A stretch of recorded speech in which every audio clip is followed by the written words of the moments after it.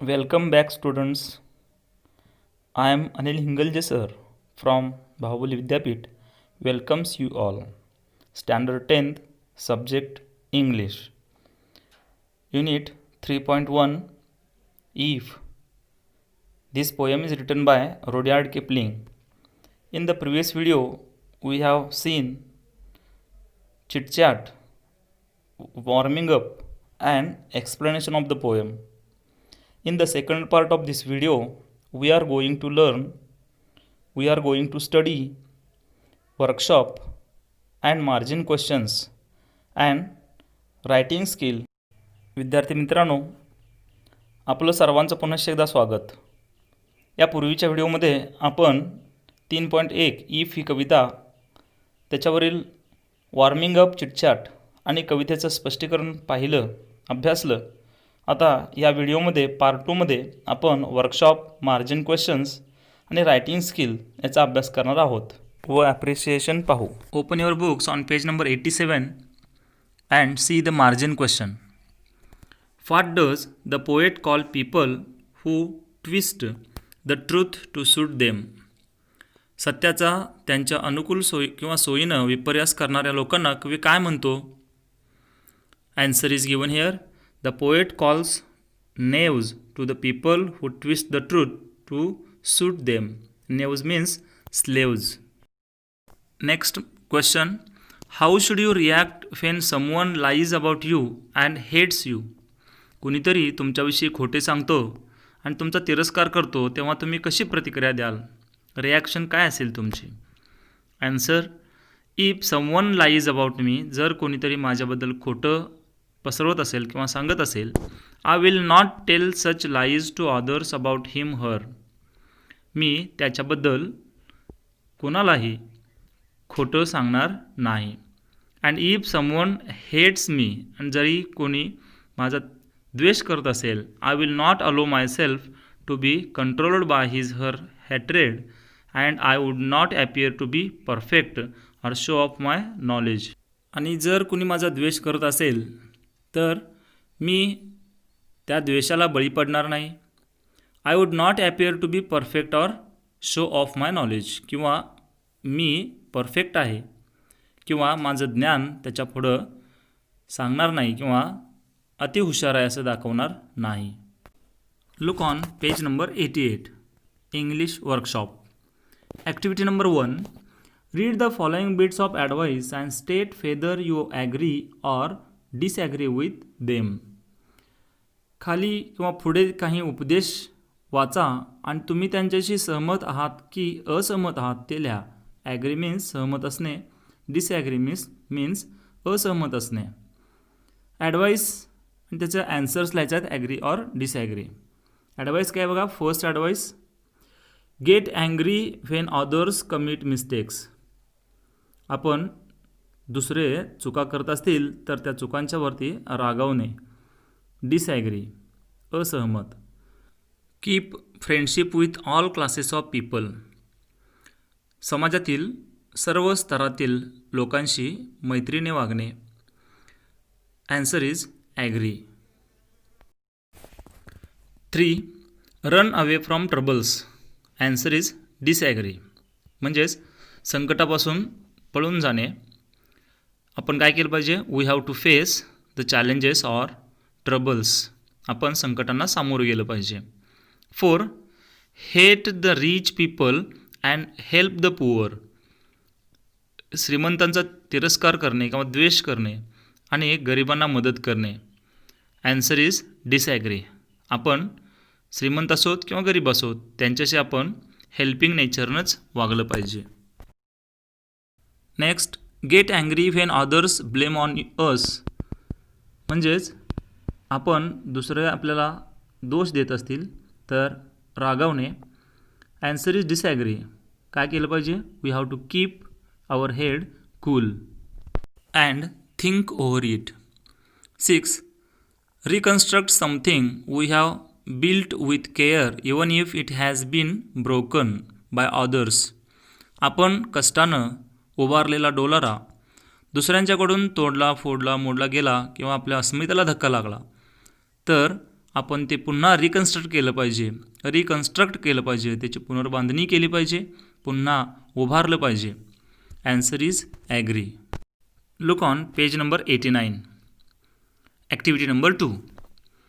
Peak out and enlist the positive and negative qualities in respective columns from the extract. पद्यांशातून सकारात्मक व नकारात्मक गुणविशेष निवडा व ते संबंधित स्तंभात लिहा. पॉझिटिव्ह मीन्स सकारात्मक, निगेटिव्ह मीन्स नकारात्मक. बघा, पॉझिटिव्ह क्वालिटीज आणि negative qualities. This is the column. Keep your head. Negative, lose your head. Trust your self. Doubt others. Be truthful. Deal in lies. Be smart. Give way to hating. Activity number 3. Why do the lines in the poem begin with if you can? What effect does this have?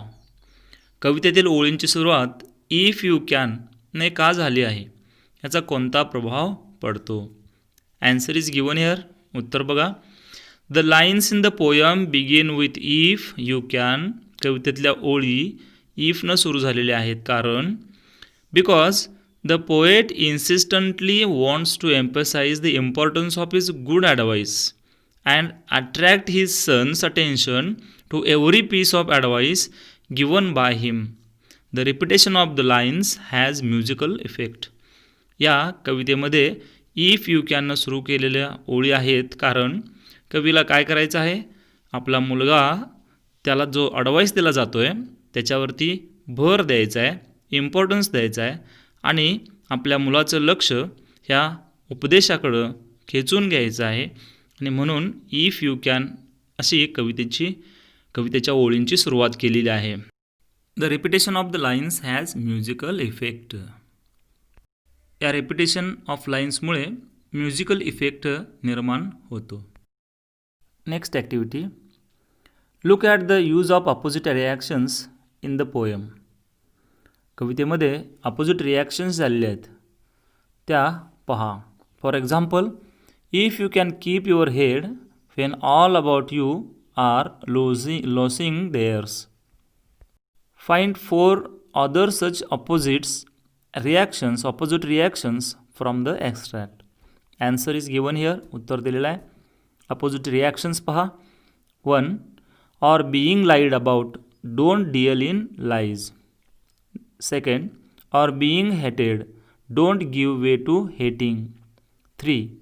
You can think and not make thoughts your aim. 4. You can trust yourself when all men doubt you. Next activity. Look at the use of opposite reactions in the poem. For example, if you can keep your head when all about you are losing theirs. Find 4 other such opposite reactions from the poem. Note them down in your notebook. विद्यार्थी मित्रांनो, opposite reactions ज्या आहेत कवितेमध्ये त्या कविता वाचून opposite reactions लिहायचे आहेत. Next activity. 5. A. Say what. What are the 2 impostors? Answer is given here. Triumph and disaster. Second, say who. Should you trust when doubted? Answer is oneself. Say when. When should you start rebuilding with old tools? Answer is given here. उत्तर आहे when we watch things created by us being broken up. Say why. Why do knaves twist the truth? Answer is to make trap for fools. विद्यार्थी मित्रांनो, कविता वाचून या प्रश्नांची उत्तरं लिहायची आहेत. Next activity. What should be our attitude towards the people of different strata and classes. समाजातील वेगवेगळ्या स्तरातील व वर्गातील लोकांबाबत आपली मनोवृत्ती म्हणजेच ॲटिट्यूड कशी असली पाहिजे, म्हणजे त्यांच्याशी वागण्याची पद्धत कशी असली पाहिजे. Answer is given here. Our attitude towards the people of different strata and classes should be positive and fair. त्यांच्याशी वागणं किंवा वागणूक आपली सकारात्मक आणि योग्य असली पाहिजे. We should treat all them equally, त्यांना समान वागणूक दिली पाहिजे. We should not discriminate them on the ground of race, gender or religion.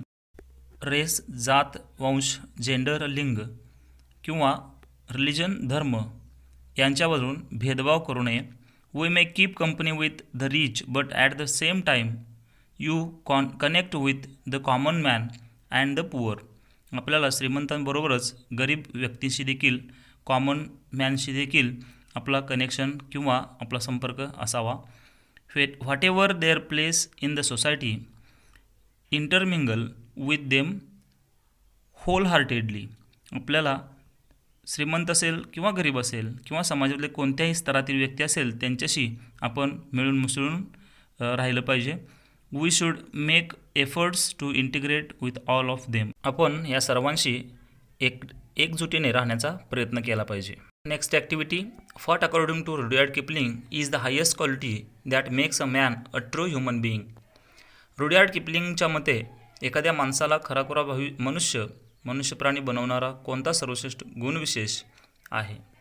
उत्तर आहे, according to Rudyard Kipling, treating all people equally without any discrimination. कोणताही भेदभाव न करता सर्व लोकांशी समानतेने वागणे is the highest quality that makes a man a true human being. अशीच व्यक्ती एक खरा माणूस म्हणून आयुष्यामध्ये जगू शकतो. तोच गुण त्याच्याकडं सर्वात उत्कृष्ट असा सर्वश्रेष्ठ गुणविशेष आहे.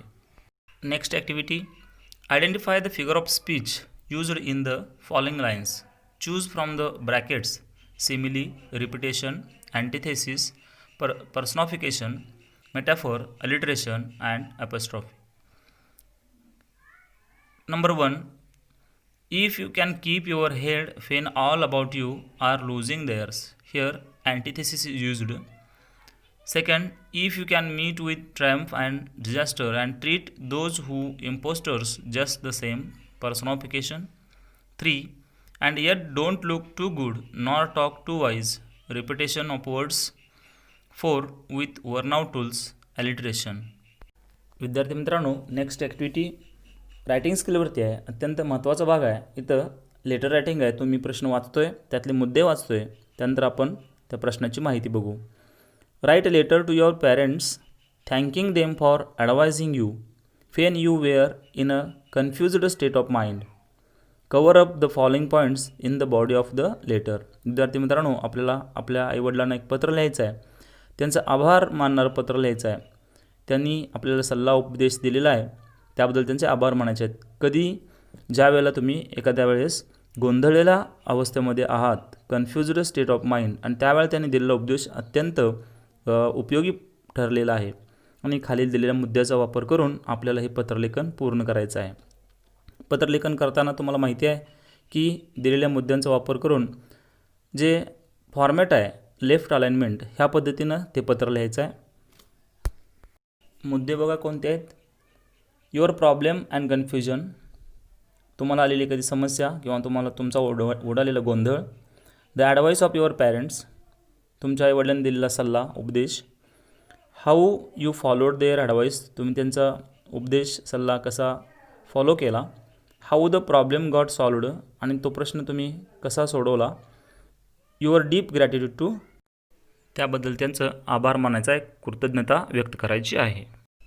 आपण यापूर्वी पत्र लिहिलेलं आहात इयत्ता 9वीमध्ये, आणि त्याच पद्धतीनं बदललेल्या फॉर्मॅटनुसार पत्राचं लेफ्ट अलाइनमेंट करायचं आहे.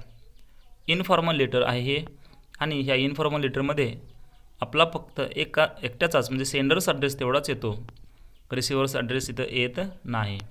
इथं बघा ॲन्सर लिहिलेला आहे, पत्ता लिहिलेला आहे. प्रथमेश, फॉर एक्झाम्पल घेतो आपण, 10 KBP boys hostel, Satara, 23 November 2020.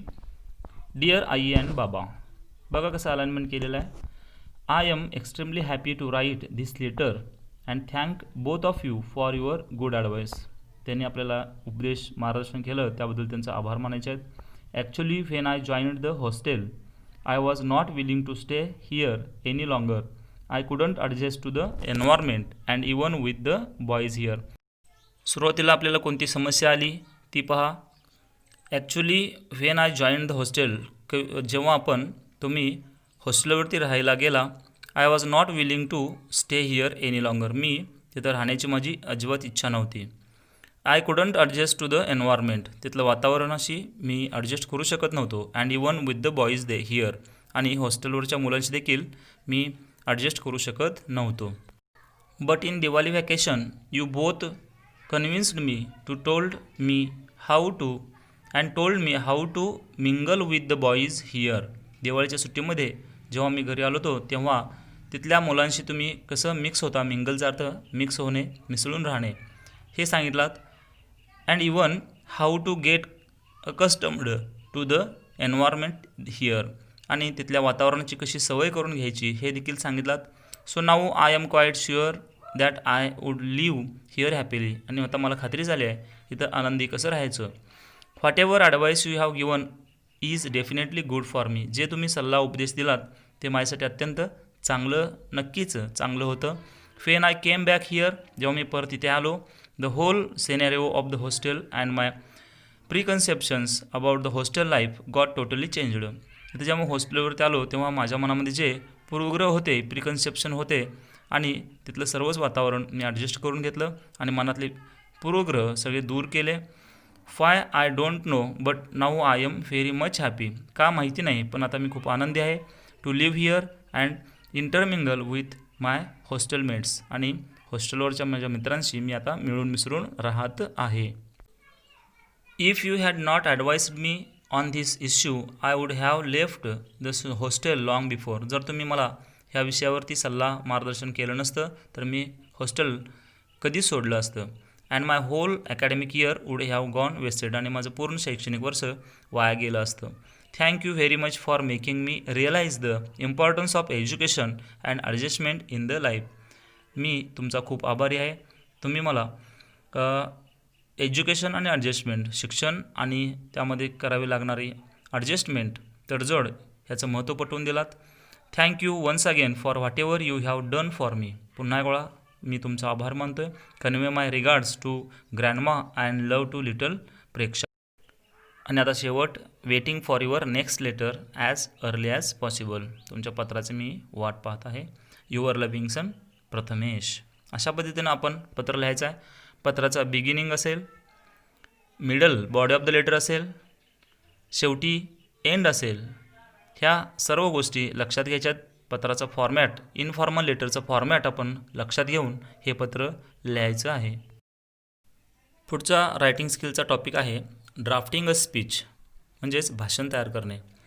Draft a speech to be given during the farewell for standard 10th on the topic changes I would like in the school education for our state. 10वीच्या विद्यार्थ्यांचा निरोप समारंभ आहे आणि त्या निरोप समारंभासाठी आपल्याला एक भाषण तयार करायचं आहे आणि दिलेला विषय आहे changes I would like in the school education of our state. आपल्या राज्यातील स्कूल एज्युकेशनमध्ये करावे लागणारे बदल आपल्याला काय अपेक्षित आहे ते ह्या भाषणामध्ये मुद्दे यावेत. विद्यार्थी मित्रांनो, पेज नंबर 25 जर बघितला आपल्या पाठ्यपुस्तकातील, तिथे एक 5वा क्वेश्चन आहे.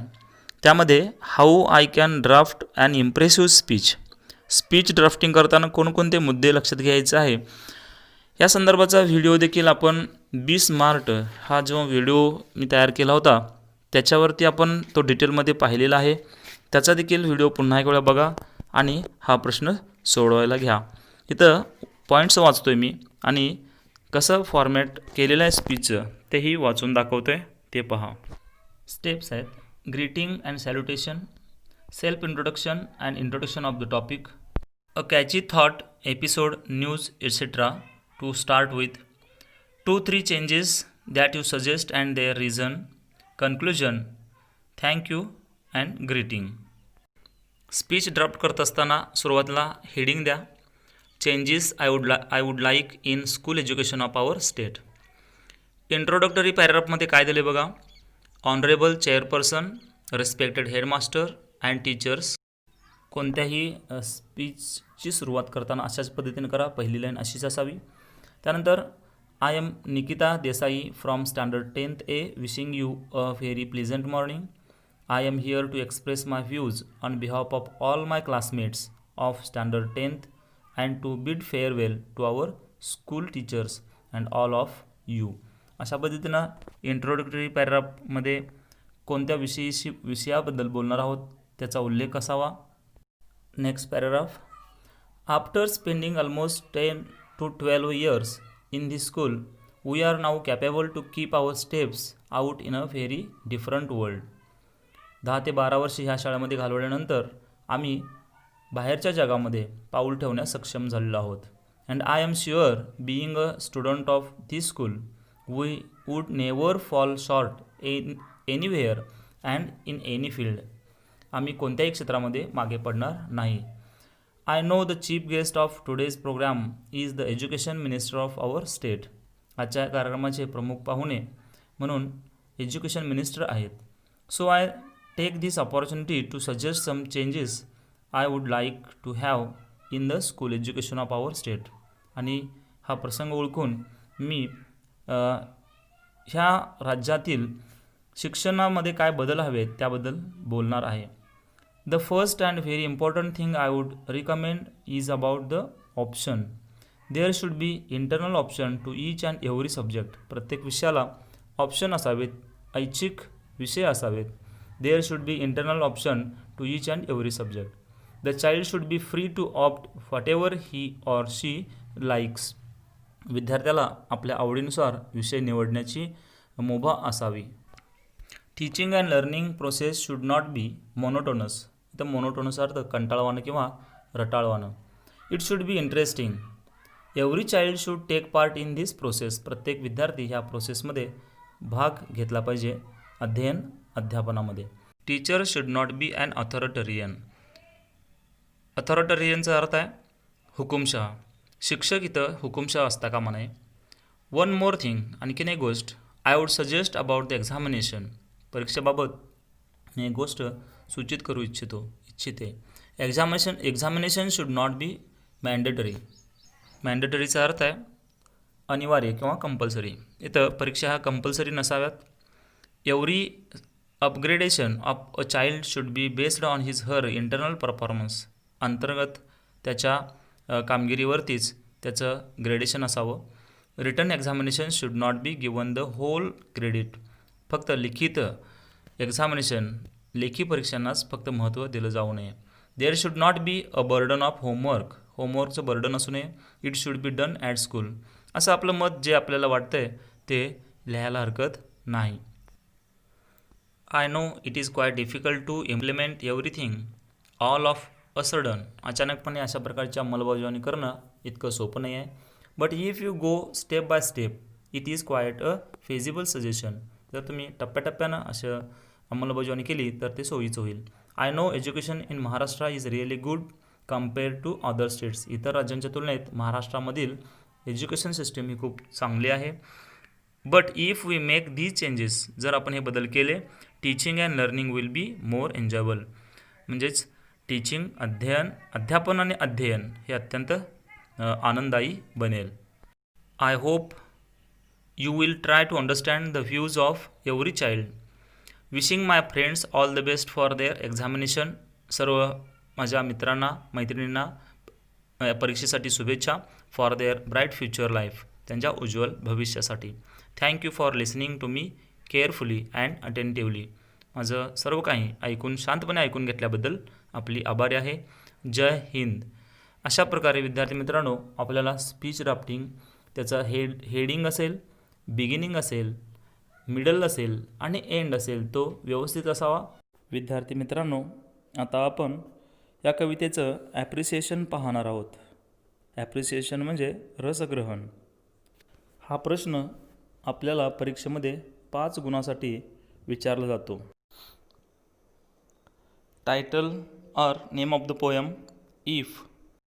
Name of the poet or poetess Rudyard Kipling. Rhyme scheme in the poem. First stanza A A A A. All other 5 stanzas A B A B. Theme or central idea. The poem is a piece of advice given by father to his son. The poet has provided different situations and expected behavior from his son. The poet wants to his son to be a man. विद्यार्थी मित्रांनो, या प्रश्नामध्ये तुम्हाला कवितेचा सारांश थोडक्यात लिहावा लागेल. कवितेतून मिळालेला मेसेज लिहावा लागेल. And last point is figure of speech. First repetition, second personification, and third antithesis. These figure of speech occurred in the poem. या प्रश्नामध्ये कवितेमध्ये आलेले फिगर ऑफ स्पीच लिहावे लागतील आणि त्या फिगर ऑफ स्पीच एक एक्झाम्पल दिलं तरी चालेल आणि त्याचं एक्सप्लेनेशन लिहा. विद्यार्थी मित्रांनो, हा व्हिडिओ आपण इथंच थांबवतो आहे. या व्हिडिओमध्ये आपण margin questions, workshop, writing skill आणि कवितेचं ॲप्रिसिएशन पाहिलं. मला खात्री वाटते तुम्हाला नक्कीच हा व्हिडिओ आवडला असेल. Thank you very much. Thank you for watching my video.